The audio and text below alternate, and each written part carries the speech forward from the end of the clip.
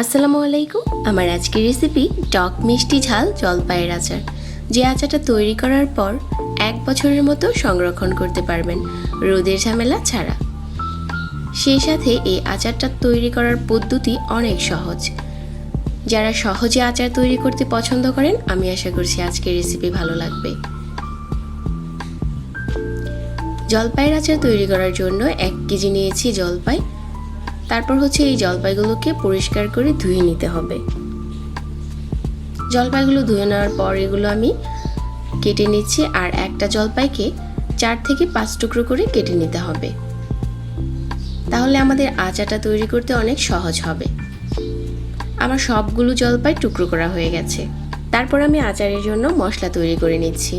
1 table চামচ নিয়ে নিচ্ছি সাদা সরিষা, এর পরিবর্তে কালো সরিষাটাও নিতে পারবেন।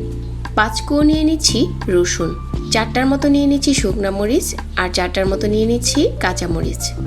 2 টুকরো দিয়ে দিচ্ছি আদা, 1টার মতো তেজপাতা, আর 2 টুকরো দিয়ে দিচ্ছি দারচিনি, 3টার মতো দিয়ে দিচ্ছি এলাচ, 1 চা চামচ দিয়ে দিচ্ছি জিরা।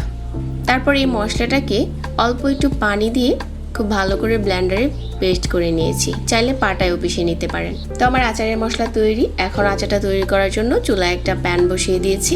আর এখানে নিয়ে নিয়েছি 3 টুকরো রসুনের কোয়া, 3টার মতো শুকনা মরিচ, আর 1টা তেজপাতা।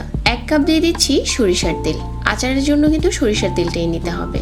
তো কিছুক্ষণ এগুলো ভেজে নিচ্ছি। তারপর যে মশলাটা আমি আগে থেকে পেস্ট করে রেখেছিলাম ওইটা দিয়ে দিচ্ছি। এই মশলাটা দেওয়ার পর সরিষার তেলের সাথে একটু সময় নিয়ে ভাজতে হবে, যাতে খুব সুন্দর একটা স্মেল আসে। তারপর এখানে 1/2 চা চামচ দিয়ে দিচ্ছি হলুদের গুঁড়া, আর 1/2 চা চামচ দিয়ে দিচ্ছি ধনিয়ার গুঁড়া। আমি কিন্তু এখানে কোনো লাল মরিচের গুঁড়াটা ব্যবহার করিনি, কারণ আমি আগে থেকে আচারে মরিচটা দিয়েছিলাম। তবে কেউ যদি আচারটা একটু বেশি ঝাল করতে পছন্দ করেন, এখানে অল্প একটু মরিচের গুঁড়া দিতে পারেন। তারপর জলপাইগুলো দিয়ে দিচ্ছি, আর এই সরিষার তেল আর মশলার সাথে খুব ভালো করে কষিয়ে নিচ্ছি। কিছুক্ষণ নেড়ে চেড়ে কষিয়ে নেওয়ার পর 1 কাপ দিয়ে দিচ্ছি চিনি। তবে কেউ যদি চান যার যার টেস্ট অনুযায়ী চিনিটা কম বেশি করতে পারেন। আর 1/4 কাপ দিয়ে দিচ্ছি ভিনিগার। এই আচারে কিন্তু কোনো রকম পানি ব্যবহার করা যাবে না। 1/4 কাপ ভিনিগার আর 1 কাপ চিনি দিয়ে এই আচারটা তৈরি করতে হবে। আর কিছুক্ষণ অল্প আঁচে নেড়ে চেড়ে জাল করতে হবে। তারপর দেখা যাবে যে আচারটাতে অনেকটা পানি উঠেছে। তারপর এখানে নিয়ে নিচ্ছি 1 চা চামচ 5 ফোড়ন। এই 5 ফোড়নটাকে একটু ভেজে গুঁড়ো করে নিয়েছি, উপরে দিয়ে দিচ্ছি। আর আমি আচারের শুরু থেকে কিন্তু কোনো লবণ ব্যবহার করিনি।